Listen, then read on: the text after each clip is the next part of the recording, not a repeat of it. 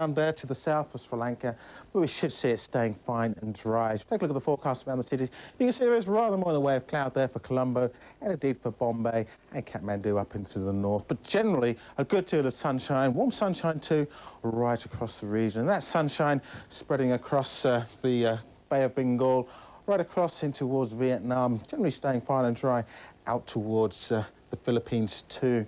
With this large cluster of cloud through central parts there, seeing a good deal of unsettled weather. Little change over the next few days. And then we have our tropical storm. It has now been downgraded from a typhoon, a Saulik, out in the open waters of the northwest Pacific. Further south into Australia, we have a good deal of sunshine around for much of Australia. Down across into Sydney, we have Test match cricket taking place between Australia and the West Indies. And as we go into day 4, we find it's going to be another fine day with temperatures getting up to around 34 degrees. Barely a cloud in the sky. Test match cricket also into South Africa. Here we have rather more in the way of cloud, but still some good sunny spells. Those temperatures getting up to around 26 degrees for Cape Town. We have a tropical cyclone in the region here, not too far away in Madagascar. Here we're seeing winds gusting to 200 kilometres per hour, and it does pose a possible threat to northern Mauritius. Here we see the storm just to the east of Mauritius, and that's making its way, nudging further westwards, and that could throw a lot of wet weather in across the region and some strong winds as well. Further inland into much of Central Africa, we're seeing heavy showers, those showers extending from Mozambique right up into the Gulf of Guinea. There's little change over the next few days. And then to the north, a good deal of sunshine. But there are some showers just lapping onto the coastal shores, just leaking out of northern Europe. Indeed, western parts of Europe generally seeing a good deal of unsettled weather. The brightest of any sunshine down in the southeast at the moment. That's the forecast.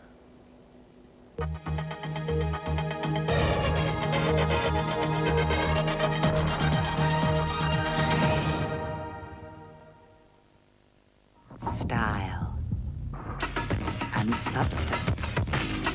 Top Gear. Next on BBC World.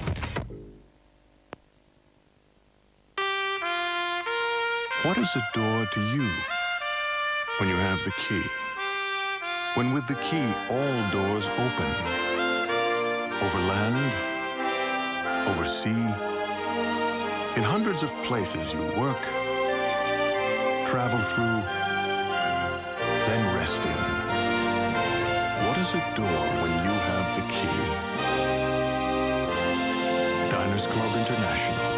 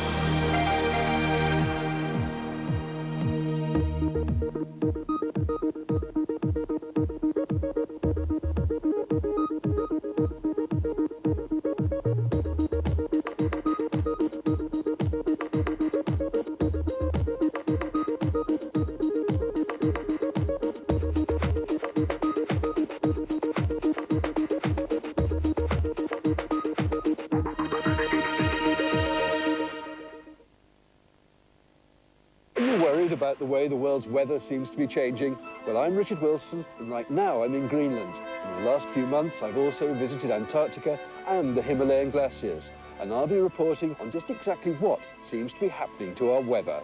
A reporter's special at these times on BBC World.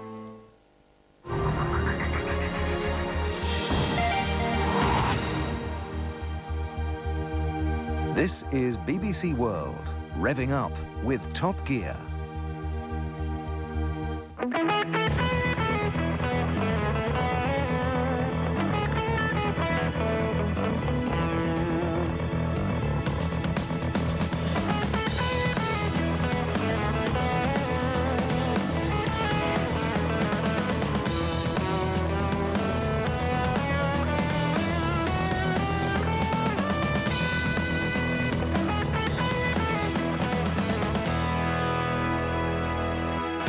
In tonight's Top Gear, dream on, White Van Man, Ford's Rally Transit.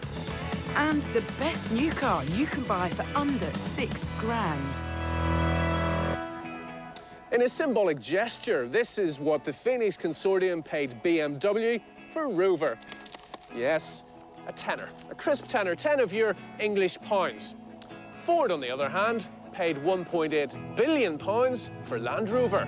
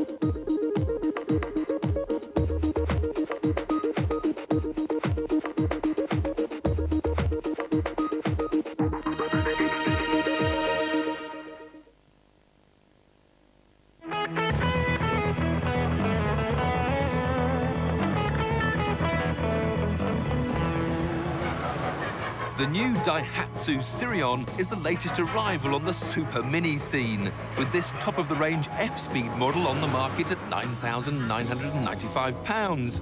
It shares the same 1.3-litre engine as the Toyota Yaris. And it has something in common with this Ferrari 360 Modena, which will set you back a full £100,000 more. No, it's not the fact they've both got four wheels, nor the fact they've both got doors and roofs. No, what these cars both have is Formula One-style steering wheel gear changes. It's a fast-growing fashion in the car world and a trend started by BMW tuning specialist Alpina back in 1993.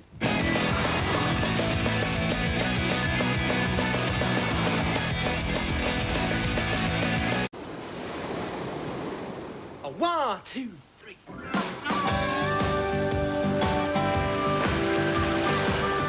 White Van Man was ecstatic when Ford launched the new Transit earlier on this year.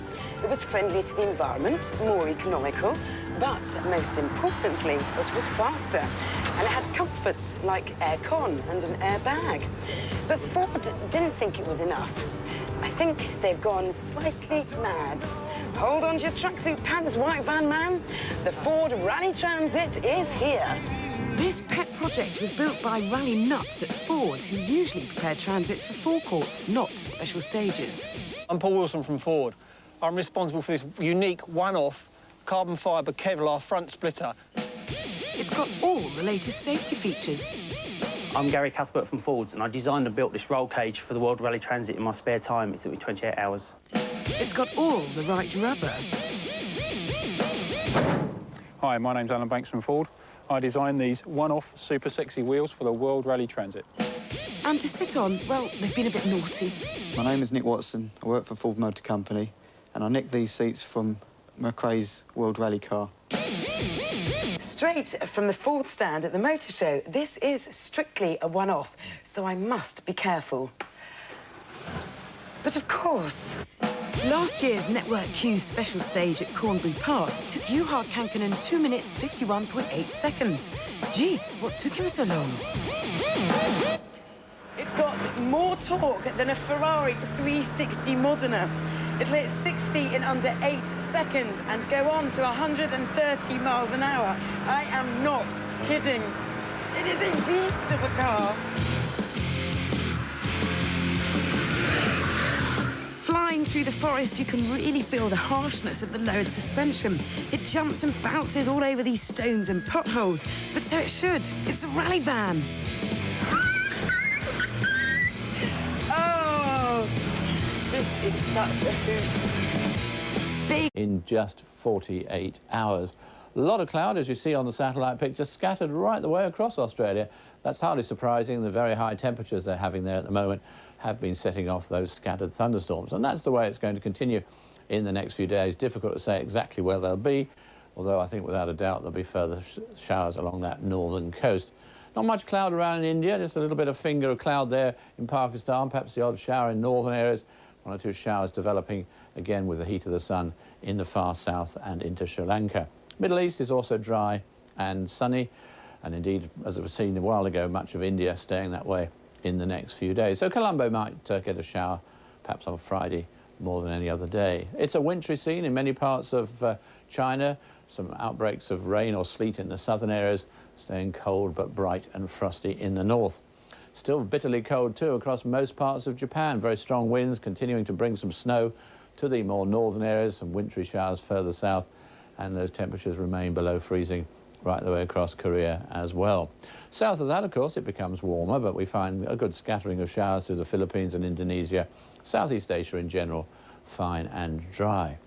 Some snow moving away from the east of Canada, and then behind it, it's drier and brighter under high pressure, and we're finding the temperatures tumbling back down below freezing, having had a little bit of a milder interlude. Some heavy bursts of rain developing in the southeastern corner of the United States, thanks to that little area of low pressure. It'll move out of the way, then it settles down for a while before a new area of high pressure takes some rain, which will eventually turn to snow as it heads northwards up towards the Great Lakes. South of that, it's mostly settled through the Caribbean. A lot of heavy showers, though, in northern parts of South America.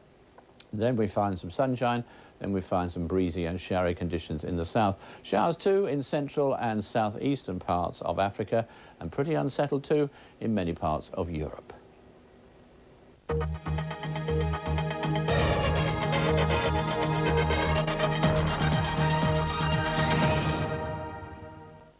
Style and substance. Top Gear. Next on BBC World. For you, there's no such thing as a closed door. For you, you have the key. In hundreds of cities, in countries all over this world, you make doors open and business happens. This you know, there are no obstacles. For you, you have the key. Diners Club International.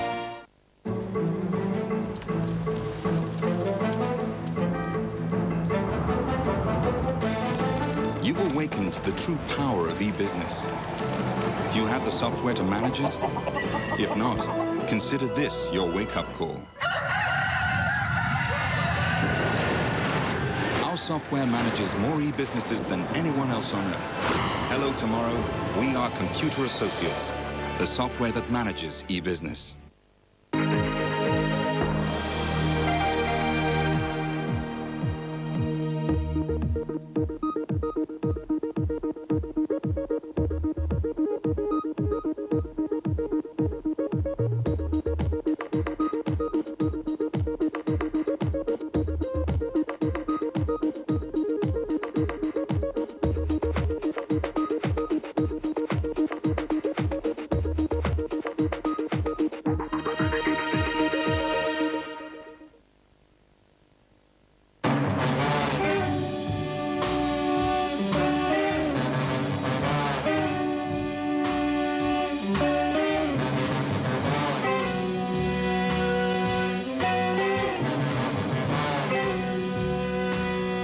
find this many top names in the film world? Talking Movies, the very latest film news direct from the US. Join Tom Brooke at these times on BBC World.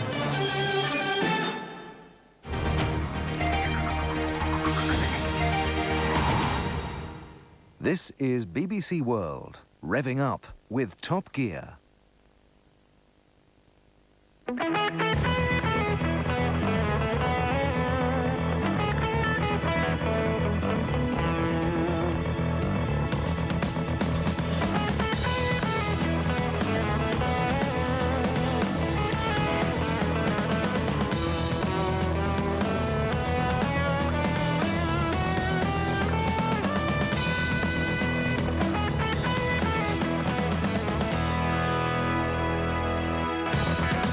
In tonight's Top Gear, 40 years of Cosworth power. BMW Z8 meets its ancestor, the gorgeous 507, and tanks for the memory, Army surplus wheels. It's the 1980s. This is our leader. Level 42 are cool, and they're shifting truckloads of albums on vinyl. Oh yeah, and everyone is turbocharging everything. Cheap Japanese hatchbacks, vacuum cleaners, even aftershave. Turbo is law, and turbo is good, unless you count the MG Maestro Turbo, that is. Which was definitely not a good idea. Of course, things have moved on quite a bit since then. Aftershaves, for example.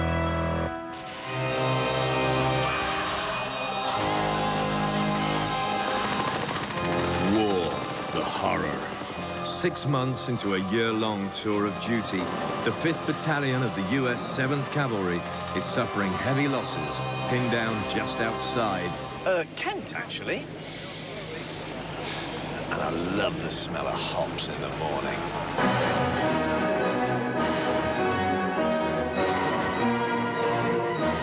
In Britain, it's now claimed there are more military vehicles and combat prams in private hands than there are in the armed forces. And every year, thousands of collectors bring their weaponry from as far away as America to our War and Peace Festival. War and Peace is without doubt the biggest military vehicle gathering in the world. And compared to this, all those other classic car meetings with their MGs and the Triumphs and the Healeys, forget them. They're a complete waste of space. Look, that last bit, I didn't mean it, but have you seen these people? You don't want to get on the wrong side of them. You gotta fight for your right to fight! They may look like they belong in a militia camp in Alabama, but these guys argue that this is the one hobby where the accessories are as important as the vehicle. That's why they spend thousands on guns and original uniforms. And anyway, when you see a man looking like Clive Dunn from a group of Dad's Army wannabes, who do they think they're kidding? We're keen on getting the detail right, being right for the period. Our game is to make a bit of fun out of it for those watching and for those of us in it.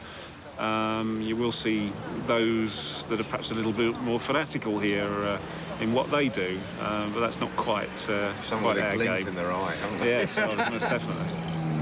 At every meeting, the judges give prizes for the best military vehicles, but this guy's fooling nobody.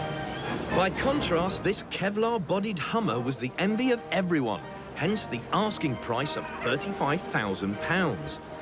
A few years ago, military vehicles could be picked up for tuppence, but now the British Army, worried about the numbers lying around, has started to melt them down, making life harder for the collectors. You can't pick up, say, a glasses guide and say the price of this is so-and-so. It's very much a supply and demand situation. If somebody wants to buy a tank, they're willing to pay X number of pounds. So the price is depicted by whatever someone's willing to pay for one, really. What sort of range are we talking about? Anything from £500 upwards, depending on how much work you want to put into the vehicle. You can start really from sort of like a Land Rover, quite reasonably cheap, from around £1,500. Willys Jeep, fully restored, for about £4,500, £5,000. Scorpions from about £20,000 upwards to Chieftain or bigger. What's the big prize that everybody wants, the big money area?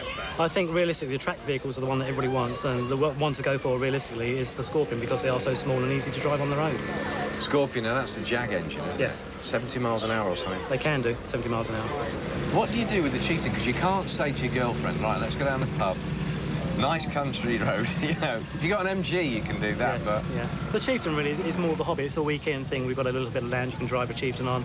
Got a building, you can go and work on it. And it's really just working up for the joy of working on such a, you know, obscure vehicle. But were they a good tank, or were they a real Allegro of the tank? No, they really are regarded as the world's most unreliable tank. That is well known throughout the world's armies. For various reasons, unfortunately, it does have a Leyland engine in it. A very, very unreliable gearbox, and you'll often see Chieftains being breaking down in the arena, possibly this one will today, and being towed out. That was because Rudd Robbo built them all, wasn't it? On a day like this, tanks are fine as long as you're happy just posing and polishing. But if you want to have some fun and get your feet wet, you need one of these, the unsinkable 10-ton Stalwart. It's designed to follow in the steps of tanks, Yeah. and it'll cross inshore waterways, lakes, ship to shore, or if you needed to cross a channel, if you're really desperate, across the channel. What gives it the thrust at the back? What have we got? 2 Delta jets. It just sucks in the water at the front of the vehicle, and blows it out the back via a propeller in a tube. 7.5 tons on each jet. So there's 15 tons of water coming out the back? Oh, yeah. According to Mario, the Stalwart is so good that a British soldier stationed in Germany had managed to desert and get home by stealing one and driving it across the English Channel. But when I took the controls, it quickly became clear that if I'd been the getaway driver, we wouldn't have got past the regimental duck pond.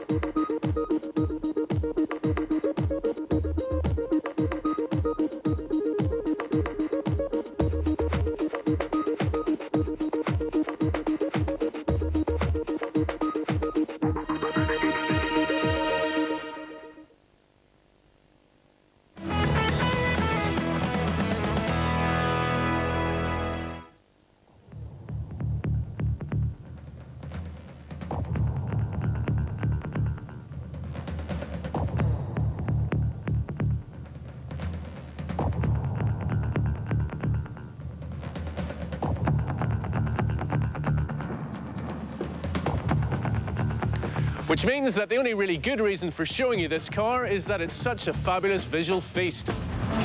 Something likely to happen with the Z8 then? Well, it certainly looks the part. Its performance is absolutely breathtaking and production is severely limited. So, it's a future classic then? No. If you ask me, it's a classic already.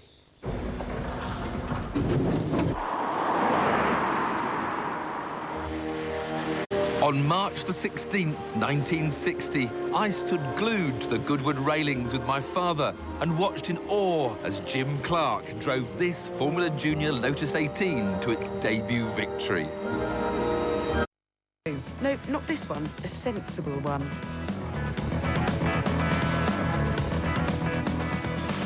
And we have liftoff, the amazing rocket car.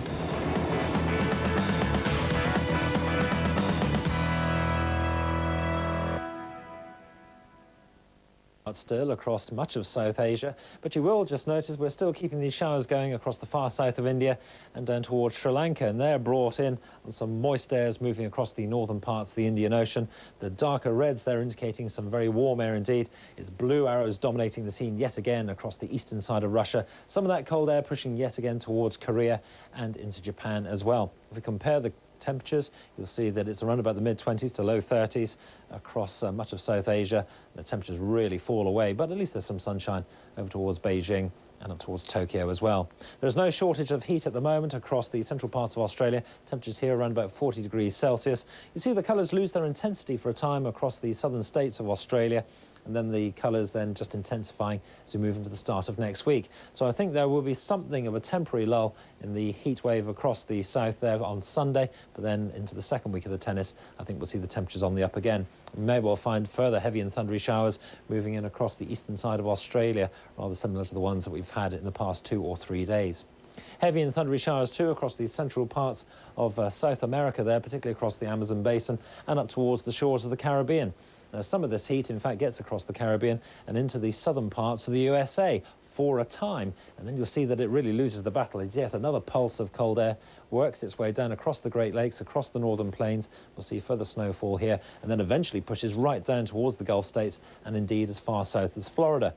So here I think we will see, after a rather wet spell of weather, things tending to dry out just a touch as high pressure begins to build in, and that in its own right is going to draw some of that cold air in from across the border in Canada, where you see the temperatures, for example, in Winnipeg no better than -15 through the rest of Thursday and on into Friday as well. If you move across the North Atlantic and over to Europe, you'll see there's no great rush to change the temperature profile here. Still some very cold air getting in across the southern parts of Scandinavia into the heart of the continent. That's been drawn in underneath the influence of this area of high pressure, which shows no great rush to move away towards the east, keeping it pretty unsettled, though, across the Mediterranean. Bye-bye.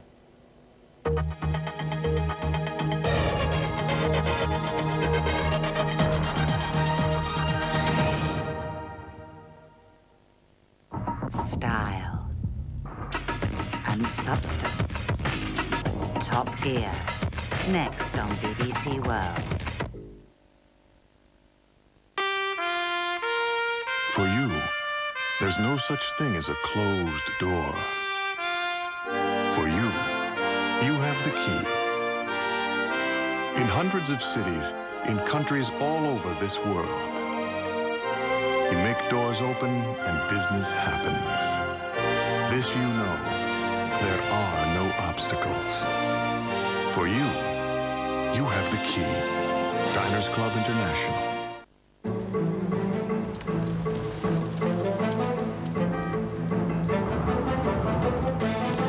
You've awakened the true power of e-business. Do you have the software to manage it? If not, consider this your wake-up call. Our software manages more e-businesses than anyone else on earth. Hello Tomorrow, we are Computer Associates, the software that manages e-business.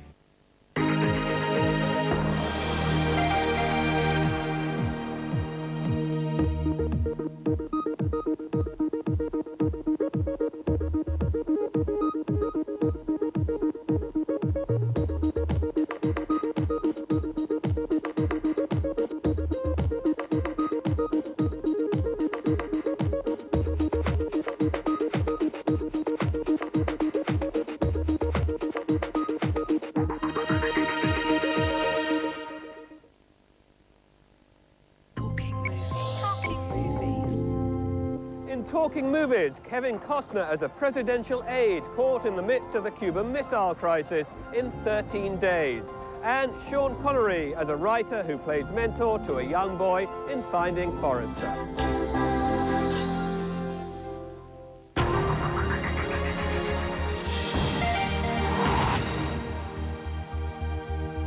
This is BBC World, revving up with Top Gear.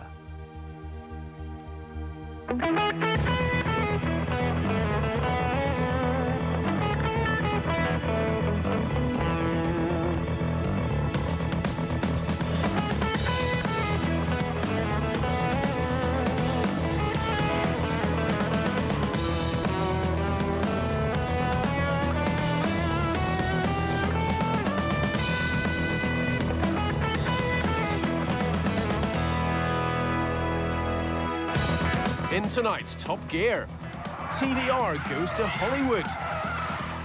And lifting off the amazing rocket car. Manufacturers more used to making executive saloons are turning their attentions to, well, taller versions, executive 4x4s, like this Lexus RX 300, which we tested earlier this year in America and is now on sale in the UK. The 201 horsepower 3-litre V6 is ultra smooth, with noise and vibration damping so good it's hard to tell it's running. It is a touch on the small side, and for £28,950, the whole affair is very car-like indeed. And at Top Gear, we are skillfully trained in the art of droning on about cars. But there are times when words fail us, and this is one of them.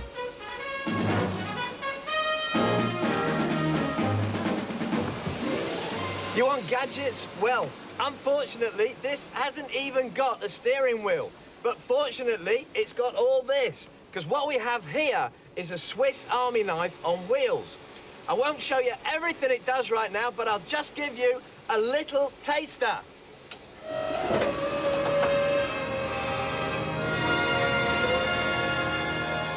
Americans may be no good at counting election votes, but they are very good at building enormous toys. This is Vorian, the show-stopping monster rocket car.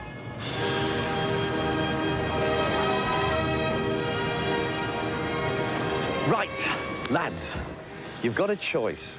A night with Helena Christensen, or a day with this incredible machine. Yeah, you're right.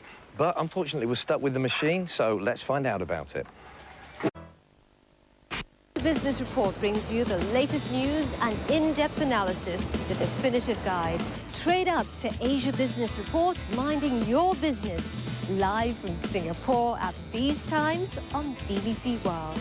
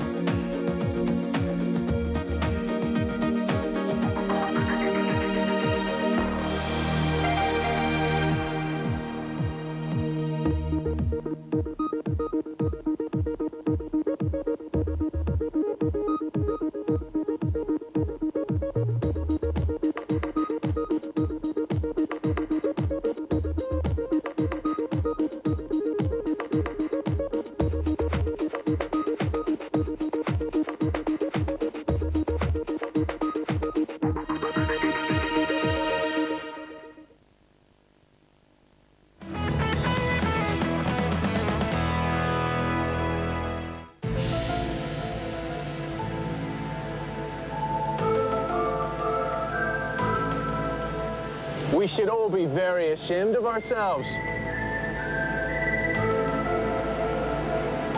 We've all been taking part in a disgraceful conspiracy of silence. Here are two brand new cars, and yet nobody cares. They're the forgotten sons, thoroughly upstaged by a more famous, far more successful brother. Their identity? Here's a big clue. The Subaru Impreza Turbo, the rally titan of the 1990s, a winner of 4 World Championships, but a champion on the road too. A pin-up for the PlayStation generation, something we could all aspire to. But underneath the sporting finery lurked an ordinary Japanese saloon. The Impreza has just been reborn, but will the Turbo continue to overshadow its lesser brethren? Or, to put it another way, exactly how good is a bog-standard Impreza?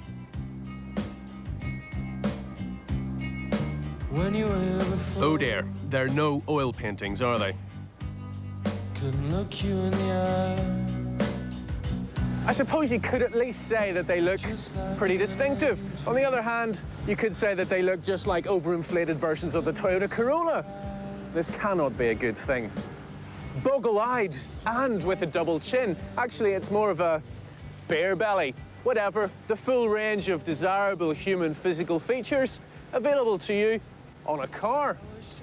Rears of the year? Oh, hardly, but let's not be too harsh on them. At least the GX Saloon isn't too far adrift of the mighty Turbo for visual welly. Look, a spoiler.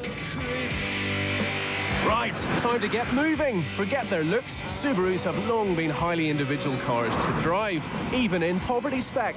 The old Impreza was fine. The new one, Subaru claims, has been improved in every way. So let's see if the 2-litre GX Saloon is 2/3 of a turbo for 2/3 of the price.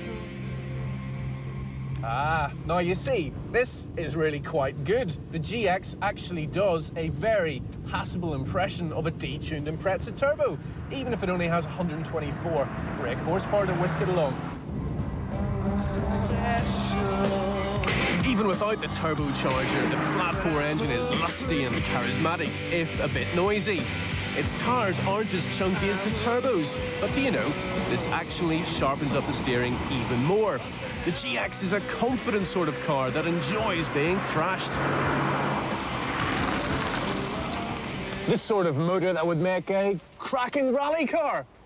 But we know that already, don't we? So, let's go even further down the food chain and meet the 1.6-litre sport wagon. So called because Subaru has grafted a useful semi-estate bit onto the back for all those active types to stash their healthy lifestyle stuff into, no doubt. Of course, with only 94 bhp, the basic goodness of the new Impreza is a bit more difficult to pinpoint in this version. But the less frenzied atmosphere does at least give you time to savour the vastly improved cabin. No, really, it is vastly improved. Still, a bit plasticky, it has to be said, but vastly improved nevertheless. Look, eyeball air vents. Wow, it's just like the 1970s in here. Very crisp, easy gear change. That's a Subaru trait, and it's much, much better equipped than the old car. In fact, Subaru claims there's about 1,500 quid's worth of extra equipment in here, including a CD player. Very nice. And the world's daftest radio stereo system. Look at this, eh? Now, this is supposed to foil thieves, but I reckon it would prove pretty good at foiling owners as well. Well, I'm too stupid to cope with it anyway. How long is it going to be before you... Oh, lose that. That down there. He needs to listen to the radio. Please.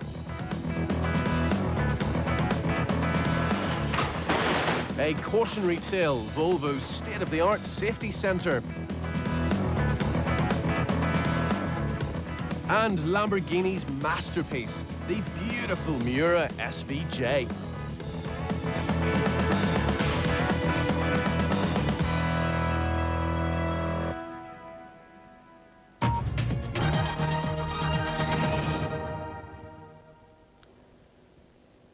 Hello once again, welcome to another look at the international forecast. We'll start by having a look at the weather across India.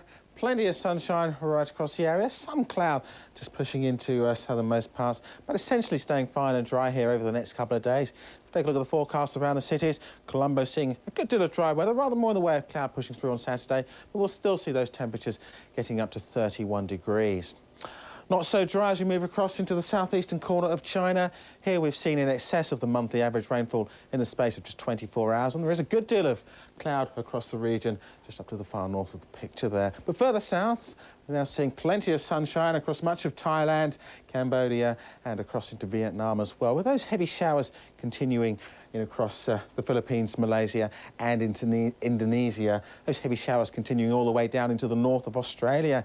And here's how things will look as we go into Australia Day on Friday. Heavy showers still to the north, still 1 or 2 heavy showers down into the south, as well as this band of showery rain moves in across the area. It's going to bring through some much cooler air behind. If you take a look at the forecast for the tennis taking place in Melbourne on Friday, temperatures up to 31 degrees with some thundery showers still around. By Saturday, that unsettled weather has moved through and we'll be seeing temperatures getting nearer to 23 degrees. So move across the southern oceans into South America. A good deal of sunshine around for the major cities, but Buenos Aires seeing some heavy showers on Friday. Drying up nicely in Rio de Janeiro, with temperatures up to 30 degrees. Good deal of sunshine too for the United States, at least in the eastern half of the United States. It's rather more unsettled over in the west. Still more wintry weather up into that northwestern corner, and we're seeing rain through Colorado and across in towards Texas as well. So move across the Atlantic into Europe. A good deal of wet and windy weather for the northwestern corner of Europe. And we will see some snow flurries moving across the higher ground of the Alpine regions as well. Still seeing high pressure over in eastern parts. We're going to see that unsettled weather gradually creeping further across towards the east, moving that high pressure out of the way. That's the forecast for now. Goodbye.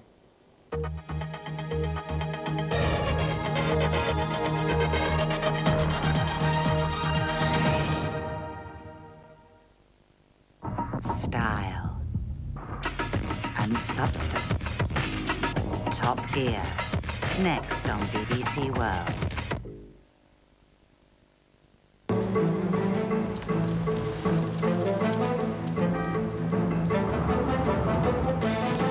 You've awakened to the true power of e-business.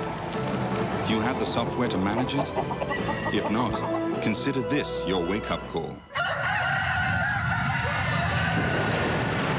Our software manages more e-businesses than anyone else on Earth. Hello tomorrow, we are Computer Associates, the software that manages e-business. For you, there's no such thing as a closed door. For you, you have the key. In hundreds of cities, in countries all over this world, you make doors open and business happens. This you know, there are no obstacles. For you, you have the key. Diners Club International.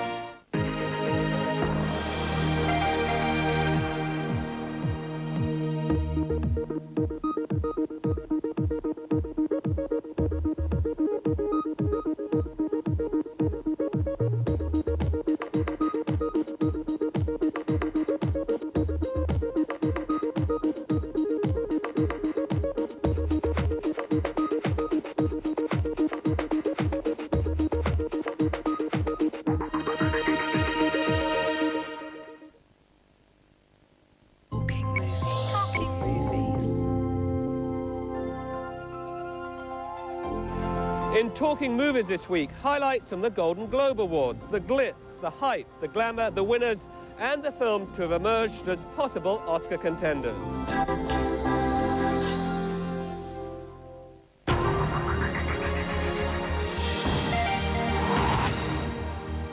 This is BBC World, revving up with Top Gear.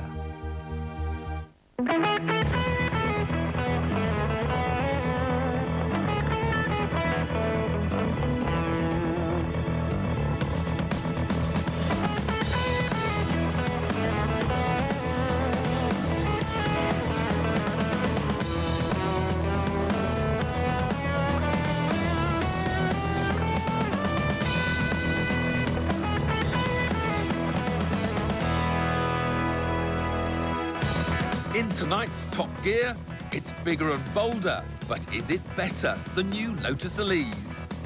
Handle with caution, Volvo's state-of-the-art safety centre, and Triumph's born-again Bonneville. Real-life crashes, and along the way has gathered data on 28,000 serious accidents. All this research is leading towards cars that think for themselves. Soon, Volvo will unveil a model with sensors that monitor the driver's eyes and automatically adjust their seat to give them the best visibility. They even aim to develop safety systems which can tell whether you're old or young, fat or thin, man or woman. But until that stuff comes along, then I guess us humans will keep acting like dummies. Which means it's down to you, mate. I wouldn't want your job.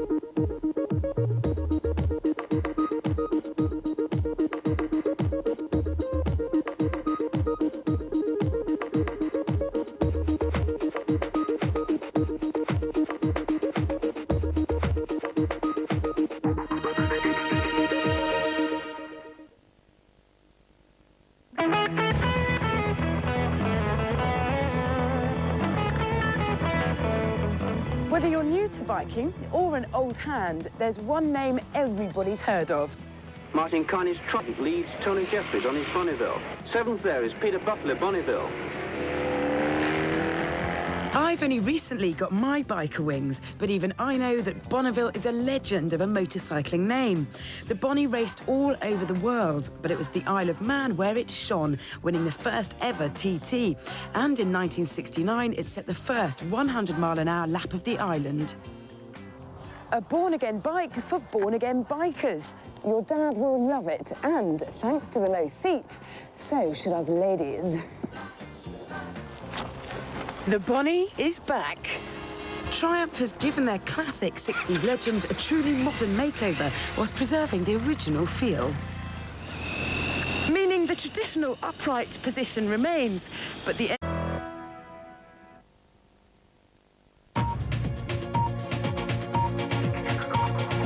World News next on BBC World.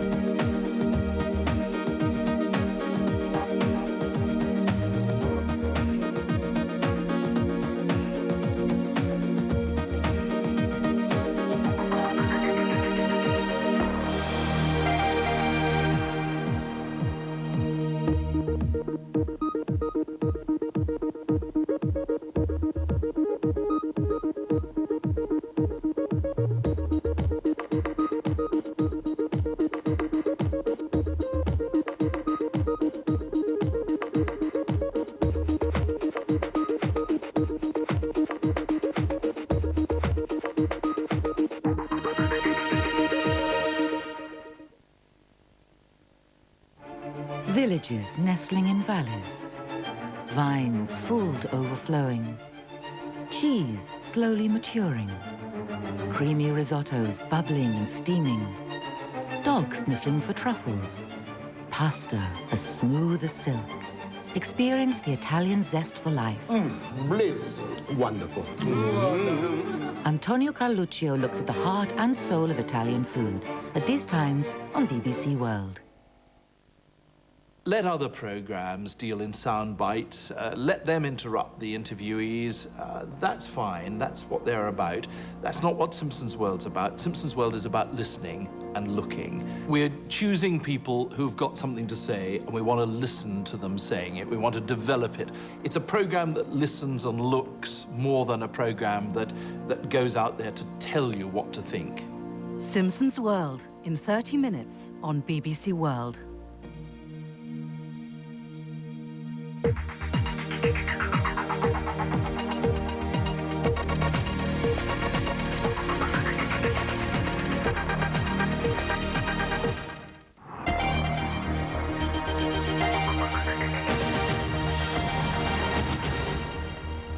The latest international news every hour. This is BBC World. The world's business and political leaders attend the World Economic Forum in Davos. There's heavy security to stop anti-capitalist demonstrators from disrupting the meeting. The new president of the Philippines refuses to accept a cabinet resignation. And Israel's prime minister says a peace deal is unlikely this side of the Israeli election.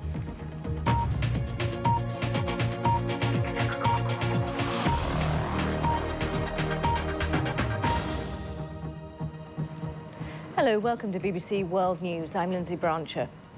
The world's political and business elite have been gathering in the Swiss ski resort of Davos for the World Economic Forum. An unprecedented security operation is in place. The Swiss authorities are keen to avoid disruption by anti-capitalist demonstrators. Last year, they rampaged through the streets, causing major disruption. The annual meeting of the world's top political and business leaders does most of its work behind the scenes.